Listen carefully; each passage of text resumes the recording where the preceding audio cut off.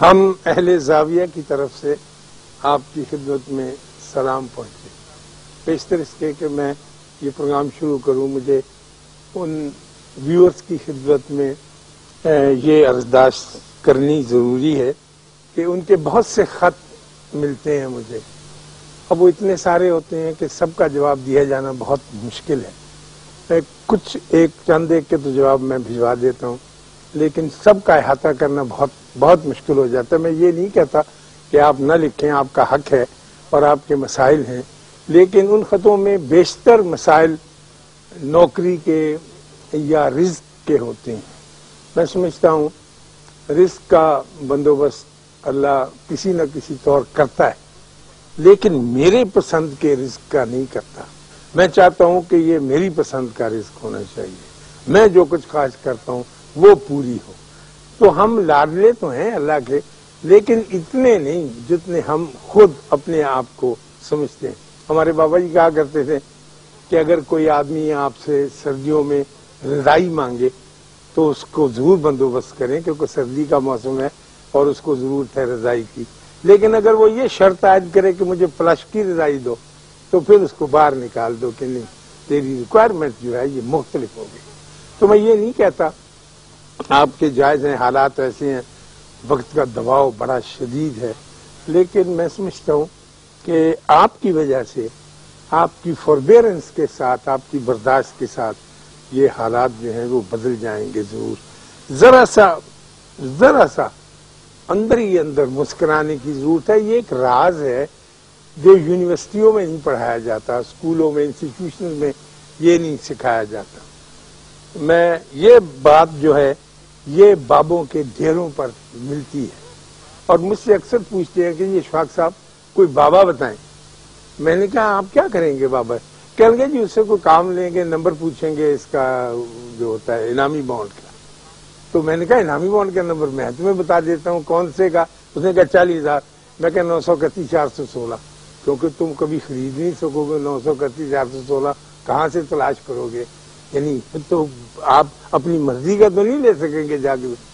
تو یہ تو آپ بابوں کو یہ سمجھتے ہیں، جیسے میری بہو کو آج کل ضرورت ہے اس کی خنسامہ کی، تو وہ ہر ایک سے پوچھتی اپنی سہیلی سے کو اچھا سا خنسامہ تو تمہیں پتا ہو تو مجھے بتاؤ۔ اسی طرح سے میرے سارے چاہنے والے وہ پوچھتے ہیں کہ اچھا سا بابا بتاؤ، جیسے خنسامہ ہوتا ہے، کہ اس سے کچھ کام لیں۔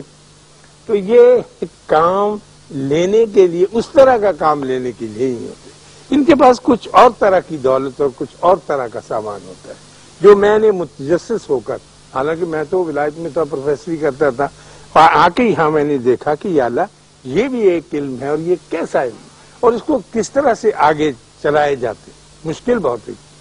مثال کے طور پر میں آج یہی موضوع عرض کروں گا آپ کو کہ ان کا حکم ہوتا ہے کہ چھوٹے چھوٹے کام کریں، بڑے کام نہ کریں، چھوٹے کاموں کو مت بھولے، چھوٹے کاموں کو ساتھ لے کر چلے، چھوٹے کاموں کی بڑی اہمیت۔ ہم اس بات کو مانتے نہیں تھے کہ یہ کیسے ہو سکتا ہے کہ چھوٹا کام جو ہے اہمیت کا حامل ہو۔ چنانچہ جب ہم گئے وہاں ڈیرے پر تو ہمیں مٹر چھیلنے پہ لگا دیا۔ میں بڑا 3 پیس سوٹ، ٹائی لگی ہوئی، اور مٹر میں نے ساری زندگی کبھی نہیں چھیلے تھے یہ۔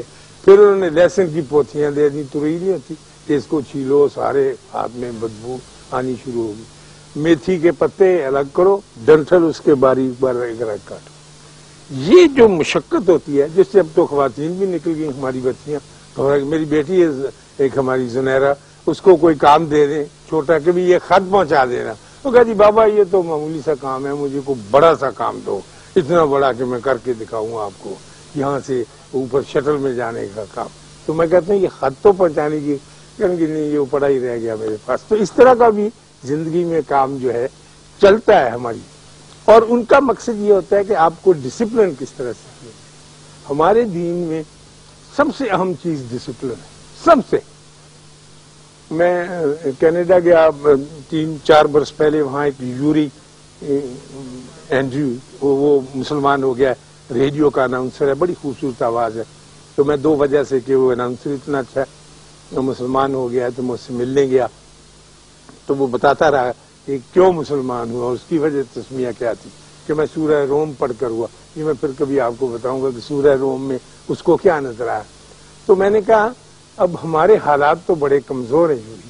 اس نے کہا نہیں اسلام کا تو سامنے لکھا ہوا دیوار پر بڑا بڑا. میں نے کہا نہیں ہم تو ذلیل و خوار ہو رہے ہیں اور جس طرح سے ہم کو گھیرا جا رہا ہے. اس نے کہا ٹھیک ہے گھیرا جا رہا ہے لیکن اس میں سے نکلنے کا بھی ایک انداز ہے تو ہم نکلیں گے. تو میں نے کہا آپ کیسے نکلیں گے؟ اس نے کہا جب کوئی 500-600 700 امریکی مسلمان ہو جائیں گے نا گورے بلانڈ بلو آئیڈ, یہ دوسرے جو ہوتے ہیں ان کا نہیں کہتا, اور اسی طرح سے 600-700 کینیڈین ہو جائیں گے اور 900-850 اسکینڈینیوین ہو جائیں گے تو پھر ہمارا قافلہ چل پڑے گا, کیونکہ وی آر ڈسپلنڈ پیپل.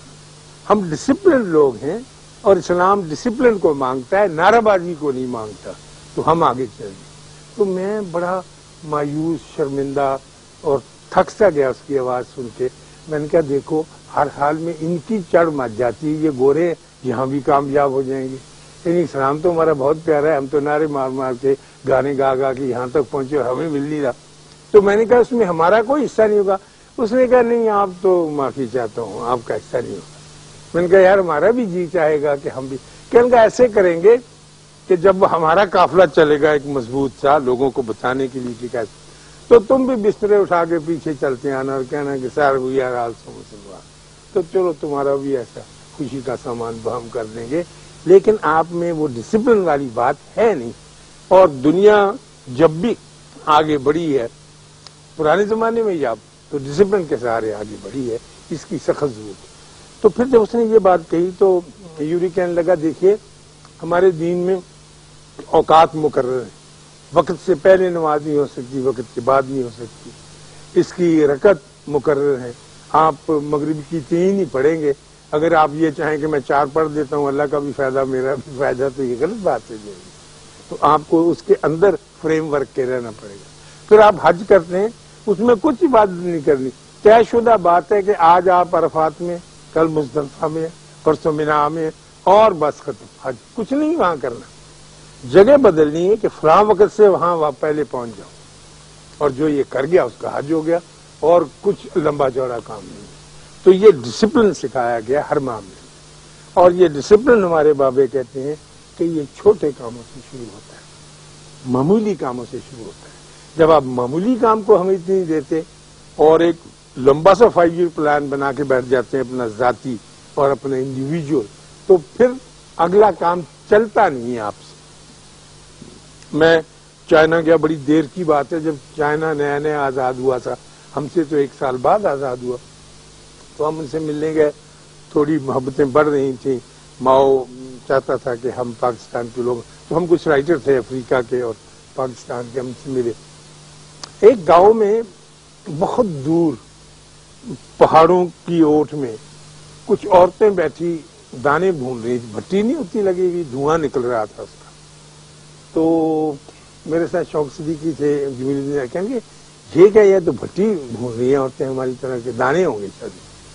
تو ہم نے کہا ٹھیک ہے دیکھنا چاہیے. اپنے انٹرپریٹر کو ساتھ لے کے جب ہم ان کے پاس پہنچے تو 2 عورتیں دھڑا دھڑ پھوس لکڑی جو بھی کچھ ملتا تھا بھٹی کے نیچے لگا رہی تھی, اور 2 اپنے رومال باندھے کڑھائی میں ڈال کر کوئی لیکوڈ سا تیار کر. تو ہم نے ان سے پوچھا کہ یہ کیا کر رہی ہیں؟ انہوں نے کہا یہ اسٹیل بنا رہی. اسٹیل. میں نے کہا اسٹیل کی تو بہت بڑی فیکٹری ہوتی. اس نے کہا ہم غریب لوگ ہیں اور چائنا بھی آزاد ہوا, ہمارے پاس کوئی اسٹیل مل نہیں ہے, ایک امپرووائزڈ میتھڈ ہم نے اختیار کیا ہے, ایک اپنے طریقے کا, ہمارے کے مردہ سنگ سندور ڈال کے کس طرح سے گرم کرنا ہے لوہے کو.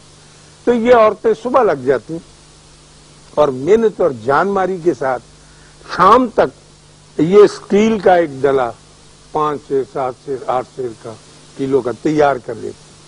وہ آتا ہے ٹرک والا ان سے لے جاتا ہے, جمع کرتا ہے. تو ہم کو جس بھی چیز کی ضرورت ہوتی ہے اس اسٹیل کے سہارے ہم اپنی اس کمی کو پورا کرتے ہیں جو اسٹیل تقاضا کرتا ہے. تو میں تو اب بھی جب کبھی بات یہ سوچتا ہوں کہ سبحان اللہ ان کی کیا ہمت تھی, ان کو کس نے ایسے بتا دیا کہ یہ کام ہم کریں گی تو ملک کی کمی جو ہے وہ پوری ہوتی رہے گی. چھوٹا کام خاتون حضرات بہت بڑا کام ہوتا ہے, اس کو چھوڑا نہیں جا سکتا. جو چھوڑ دیتا ہے انفرادی طور پر یا اجتماعی طور پر مشکل میں پڑ جاتا ہے۔ اٹلی میں کلاؤ ہوتا تھا، ایک ہمارا بابا یہودی تھا، بڑا سخت یہودی، اس کی کوئی 13-14 منزلہ بلڈنگ تھی۔ صبح میں یونیورسٹی جاتا تو وہ لے کے وائپر پانی رات کی بارش نکال رہا ہوتا تھا، اور ٹاکی فرش پر جو سڑک ہے نا، سڑک کے اوپر جو پیومنٹ ہوتی تھی پٹری، اس کو صاف کر رہا ہوتا تھا۔ تو میں نے کلاؤ سے کہنا، میں کہا بالکل دے فارے کچھ، آپ یہ کیوں کرتے ہیں اتنے بڑے آدمی ہو گئے، کروڑوں کے مالک؟ اس نے کہا یہ میرا کام ہے، بڑا یا چھوٹا نہیں ہوتا اس میں۔ جب میں نے یہ ڈیوٹی لے لی ہے اور میں اس ڈسپلن میں داخل ہو گیا ہوں تو میں اس میں چلوں گا۔ اور میں نے کہا آپ اس میں کیوں چلتے ہیں؟ اس نے کہا کہ یہ انبیاء کی صفت ہے، جو انبیاء کے دائرے میں داخل ہونا چاہتا ہے، ایک یہودی کہہ رہا ہے، وہ چھوٹے کام ضرور شروع کرے گا۔ ہم کو یہ نوکری ملتی ہے ان کی، ہمارے حضرت موسیٰ نے بکریاں چرائیں، تو ہم یہودیوں میں جب تک یہ بکریاں چرانے کا فن اور اس سے متعلقہ کوئی چیز نچلے لیول کی نہ آئے۔ پھر مجھے اس نے کہا کہ آپ کے نبی اپنا جوتا خود گانٹتے تھے، لگاتے تھے ٹانکا قمیض کو،